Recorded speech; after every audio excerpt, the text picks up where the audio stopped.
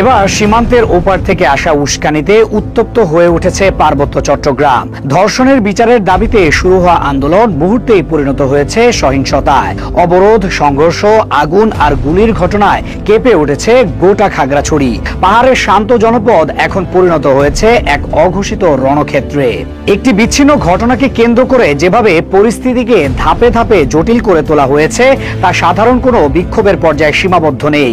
এর পেছনে কাজ করছে এক গভীর এবং সুদূর প্রসারী ষড়যন্ত্রের ছক, যে ষড়যন্ত্রে শেকড় ছড়িয়ে আছে সীমান্তের ওপার পর্যন্ত।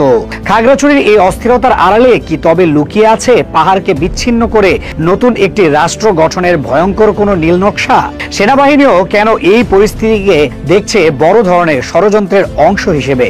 ঘটনার শুরু 23 সেপ্টেম্বর খাগড়াছড়ির সিঙ্গি নালায় এক পাহাড়ি কিশোরীকে দলবদ্ধ ধর্ষণের মতো একটি নৃশংস ঘটনা দিয়ে। যে কোনো সভ্য সমাজের মতোই এই জঘন্য অপরাধের বিরুদ্ধে প্রতিবাদে ফুঁসে ওঠে সাধারণ মানুষ।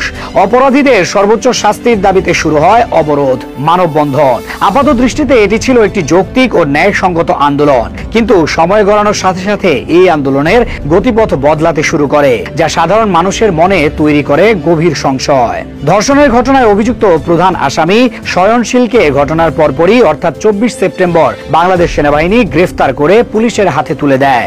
আইন তার নিজস্ব গতিতে চলতে শুরু করে। স্বাভাবিকভাবেই প্রত্যাশা ছিল আসামি গ্রেফতারের পর পরিস্থিতি শান্ত হবে, কিন্তু বাস্তবে ঘটল ঠিক তার উল্টো। আন্দোলন স্থিমিত হওয়ার বদলে তা যেন আরো বেশি আগ্রাসী রূপ ধারণ করলো। ধর্ষণের বিচারের দাবির সাথে যুক্ত হতে থাকলো কিছু সম্পর্কহীন ও উদ্দেশ্যমূলক দাবি, যা গোটা পরিস্থিতিকে এক জটিল দিকে ঠেলে দেয়। পার্বত্য চট্টগ্রাম ভিত্তিক একটি স্থানীয় সংবাদ মাধ্যমকে দেওয়া সাক্ষাৎকারে স্থানীয় বাসিন্দারা যে অভিযোগ তুলেছেন তা রীতিমতো ভয়ঙ্কর। তাদের ভাষ্যমতে ধর্ষণের বিচার চাওয়ার নামে হঠাৎ করে এখানে সেনা ক্যাম্প হটানোর দাবি, সেনাবাহিনী উচ্ছেদের দাবি তোলা হচ্ছে। এমনকি আদিবাসী পরিচয়ের মতো স্পর্শকাতর বিষয়গুলোকে সামনে নিয়ে আসা হচ্ছে। তাদের অভিযোগের তীর সরাসরি পার্বত্য চট্টগ্রামের সশস্ত্র সংগঠনগুলোর দিকে। তারা পরিষ্কারভাবে উল্লেখ করেন এই সশস্ত্র সংগঠনগুলোই একটি বিচ্ছিন্ন ধর্ষণের ঘটনাকে পুঁজি করে পুরো পার্বত্য অঞ্চলকে অস্থিতিশীল করার খেলায় মেতে উঠেছে। আর এই খেলার পেছনে যে একটি আন্তর্জাতিক চক্রান্ত রয়েছে তারও একটি ভয়ঙ্কর ইঙ্গিত পাওয়া যায় তাদের বক্তব্যে। তারা অভিযোগ করেন ভারতের ত্রিপুরা রাজ্যের প্রধান প্রকাশ্যে ঘোষণা দিয়েছেন তারা গ্রেটার ত্রিপুরা নামে একটি নতুন রাষ্ট্র গঠন করতে চায়, যার সীমানা হবে ফেনী নদী থেকে শুরু করে বাংলাদেশের সমগ্র পার্বত্য চট্টগ্রাম পর্যন্ত। এই বক্তব্যকে যদি খাগড়াছড়ির বর্তমান পরিস্থিতির পাশে রেখে মেলানো যায় তবে পুরো জিনিসটা স্পষ্ট হয়ে ওঠে। ধর্ষণের বিচার এখানে একটি অজুহাত মাত্র। আসল উদ্দেশ্য হলো পাহাড়ে একটি স্থায়ী অস্থিতিশীলতা তৈরি করা, যা আদতে গ্রেটার ত্রিপুরা গঠনের ষড়যন্ত্রকে এগিয়ে নিয়ে যাবে। বিষয়টি যে শুধু স্থানীয়দের অভিযোগের মধ্যেই সীমাবদ্ধ নয় তার প্রমাণ মেলে সরকারি ভাষ্যেও। পার্বত্য চট্টগ্রাম বিষয়ক মন্ত্রণালয়ের উপদেষ্টা সুপ্রদীপ চাকমা খাগড়াছড়ির জেলা প্রশাসকের সম্মেলন কক্ষে অনুষ্ঠিত এক জরুরি সভায় পরিষ্কারভাবে বলেছেন এই প্রতিবাদ এবং আন্দোলনের পেছনে তৃতীয় পক্ষের ইন্ধন রয়েছে। অর্থাৎ সরকার এবং প্রশাসনও মনে করছে আড়াল থেকে অন্য কেউ কলকাঠি নাড়ছে। বিশেষ করে গত 5 আগস্ট বাংলাদেশের ক্ষমতার পালাবদলের পর থেকেই পার্বত্য জেলাগুলোতে অস্থিরতা সৃষ্টির একটি ধারাবাহিক চেষ্টা লক্ষ্য করা যাচ্ছে। অনেকেই মনে করছেন ক্ষমতাচ্যুত হওয়া সরকারের কিছু অংশ এই ষড়যন্ত্রের সাথে জড়িত থাকতে পারে, যারা দেশের ভিতরে বিশৃঙ্খলা সৃষ্টি করে ফায়দা লুটতে চায়। দেশের সার্বভৌমত্বের প্রতীক পার্বত্য চট্টগ্রামকে অস্থিতিশীল করতে পারলে সেটি যে কোনো নতুন সরকারের জন্যই একটি বড় চ্যালেঞ্জ, আর সেই সুযোগটি নিতে চাইছে ষড়যন্ত্রকারীরা। পরিস্থিতি যখন ক্রমশ নিয়ন্ত্রণের বাইরে চলে যাচ্ছিল তখন বিষয়টি নিয়ে বিবৃতি দিয়েছে আন্তঃবাহিনী জনসংযোগ পরিদপ্তর বা আইএসপিআর। সেনাবাহিনীর পর্যবেক্ষণ আরো গভীর এবং সুনির্দিষ্ট। তাদের বিবৃতিতে বলা হয়েছে গত কয়েকদিনের ঘটনা প্রবাহ পর্যবেক্ষণ করে এটি স্পষ্ট যে ইউপিডিএফ এবং তার অঙ্গ সংগঠনগুলো পার্বত্য চট্টগ্রামকে অস্থিতিশীল করার লক্ষ্যে অন্তত সুপরিকল্পিতভাবে কাজ করছে। তাদের বিবৃতিতে উঠে আসে এক উদ্বেগজনক তথ্য। আইএসপিআর জানায় ইউপিডিএফ এলাকার নারী এবং স্কুলগামী কোমলমতি শিশুদেরকে বিভিন্নভাবে ভয়ভীতি দেখিয়ে ও প্ররোচিত করে তাদের নাশকতামূলক কর্মকাণ্ডে অংশ নিতে বাধ্য করছে।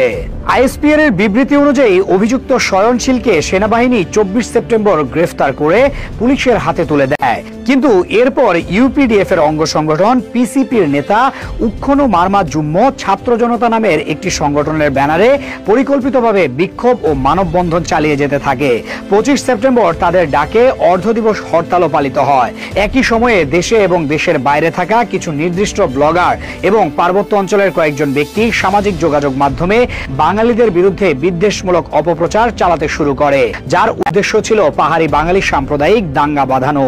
26 সেপ্টেম্বর উক্ষনু মারমার নেতৃত্বে এবং সামাজিক যোগাযোগ মাধ্যমের উস্কানিতে খাগড়াছড়ি জুড়ে উত্তেজনা সর্বোচ্চ পর্যায়ে পৌঁছায়। অবরোধ চলাকালে ইউপিডিএফ এর কর্মীরা টহলরত সেনাদলের উপর অতর্কিত ইট পাটকেল নিক্ষেপ শুরু করে।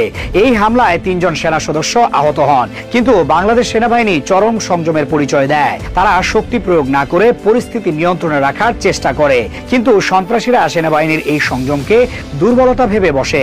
পরদিন অর্থাৎ 27 সেপ্টেম্বর ইউপিডিএফ কর্মীরা আরো বেপরোয়া হয়ে ওঠে। তারা খাগড়াছড়ি পৌরসভা এলাকায় সাধারণ বাঙালি জনগোষ্ঠীর উপর গুলি চালায়, তাদের বাড়িঘর ও দোকানপাট ভাঙচুর করে, এমনকি রোগীদের জীবন বাঁচানোর কাজে নিয়োজিত অ্যাম্বুলেন্সের উপরও তারা হামলা করতে দ্বিধা করেনি। তাদের উদ্দেশ্য ছিল পরিষ্কার, যে কোনো মূল্যে একটি ভয়াবহ সাম্প্রদায়িক দাঙ্গা বাঁধিয়ে দেওয়া। পরিস্থিতি নিয়ন্ত্রণের বাইরে চলে গেলে জেলা প্রশাসন খাগড়াছড়ি ও গুইমারা উপজেলা 144 ধারা জারি করতে বাধ্য হয়। কিন্তু আইনের প্রতি ইউপিডিএফ এর কোনো শ্রদ্ধা ছিল না। 28 সেপ্টেম্বর সকালে তারা 144 ধারা ভঙ্গ করে গুইমারা উপজেলার রামসু বাজারে অবরোধ তৈরি করে এবং সেখানে থাকা বাঙালি জনগোষ্ঠীর সাথে ধাওয়া পাল্টা ধাওয়ায় জড়ায়। এবার তাদের লক্ষ্য ছিল সরাসরি সেনাবাহিনী। তারা সেনাবাহিনীর টহল দলের উপর দেশীয় অস্ত্র, ইট পাটকেল এবং গুলতি নিয়ে সম্মিলিতভাবে হামলা চালায়। এই হামলায় সেনাবাহিনীর 3 জন কর্মকর্তা এবং 10 জন সদস্য মারাত্মকভাবে আহত হন। একই সময়ে রামগড়ে বিজিবির গাড়িতেও ভাঙচুর করা হয় এবং কয়েকজন বিজিবি সদস্যকেও আহত করা হয়। ঘটনার ভয়াবহতা এখানেই শেষ নয়। রামসু বাজারের পাশের একটি উঁচু পাহাড় থেকে ইউপিডিএফ এর সশস্ত্র সন্ত্রাসীরা সেনা সদস্যদের লক্ষ্য করে প্রায় 100 থেকে 150 রাউন্ড গুলি ছোড়ে। তাদের এলোপাতারি গুলিতে সেনা সদস্য সহ বেশ কয়েকজন সাধারণ পাহাড়ি ও বাঙালি এলাকাবাসী গুলিবিদ্ধ হন। পরিস্থিতি সামাল দিতে সেনাবাহিনীর টহল দল যখন পাল্টা অভিযান শুরু করে, তখন সশস্ত্র সন্ত্রাসীরা পালিয়ে যায়। পালিয়ে যাওয়ার আগে তারা রামসু বাজারের বেশ কিছু ঘরবাড়িতে অগ্নিসংযোগ করে। একটি শান্তিপূর্ণ বাজার মুহূর্তেই পরিণত হয় ধ্বংসস্তূপে। সেনাবাহিনী তাদের বিবৃতিতে আরো জানায়, ইউপিডিএফ শুধু স্থানীয়দের ব্যবহার করেই শান্ত হয়নি, তারা এই নাশকতার জন্য বাইরে থেকেও প্রশিক্ষিত সন্ত্রাসীদের পার্বত্য অঞ্চলে নিয়ে এসেছে। এর সপক্ষে অকাট্য প্রমাণও পাওয়া যায়। 28 সেপ্টেম্বর বিকেলে বিজিবির কাপ্তাই ব্যাটালিয়নের একটি চেকপোস্টে তল্লাশি চালিয়ে ইউপিডিএফ এর পরিবহন করা বিপুল পরিমাণ দেশীয় অস্ত্র জব্দ করা হয়। এই ঘটনা প্রমাণ করে পুরো বিষয়টি ছিল পূর্ব পরিকল্পিত এবং তারা একটি বড় ধরনের সশস্ত্র সংঘাতের জন্য প্রস্তুতি নিচ্ছিল। আইএসপি আর অত্যন্ত স্পষ্টভাবে বলেছে, গত 19 থেকে 28 সেপ্টেম্বর পর্যন্ত খাগড়াছড়িতে ঘটে যাওয়া প্রতিটি ঘটনাকে পুঁজি করে আইনের আশ্রয় না নিয়ে যেভাবে পার্বত্য অঞ্চলকে অস্থিতিশীল এবং সাম্প্রদায়িক দাঙ্গার দিকে ঠেলে দেওয়ার চেষ্টা করা হয়েছে, তা একটি বৃহত্তর ষড়যন্ত্রের অংশ। এই ষড়যন্ত্রের বিষয়ে বিভিন্ন অকাট্য প্রমাণাদি আইন শৃঙ্খলা বাহিনীর কাছে সংরক্ষিত আছে বলেও জানানো হয়েছে।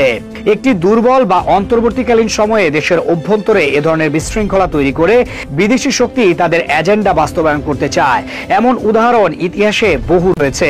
গ্রেটার ত্রিপুরার যে তত্ত্ব উঠে এসেছে তা যদি সত্যি হয়, তাহলে বুঝতে হবে একটি ধর্ষণের ঘটনাকে সামনে রেখে বাংলাদেশের সার্বভৌমত্ব নিয়ে এক গভীর খেলা শুরু হয়েছে, যে খেলার মূল উদ্দেশ্য পাহাড়কে অশান্ত করে রক্ত ঝরিয়ে এই ভূখণ্ডকে বাংলাদেশ থেকে বিচ্ছিন্ন করার এক ভয়ঙ্কর নীল নকশা বাস্তবায়ন করা।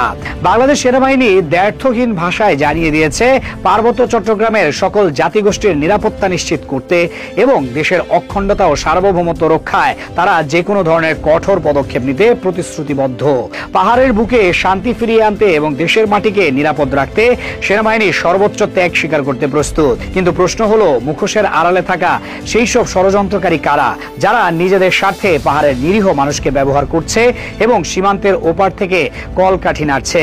তাদের শেকড় উপড়ে ফেলা এখন সময়ের সবচেয়ে বড় দাবি।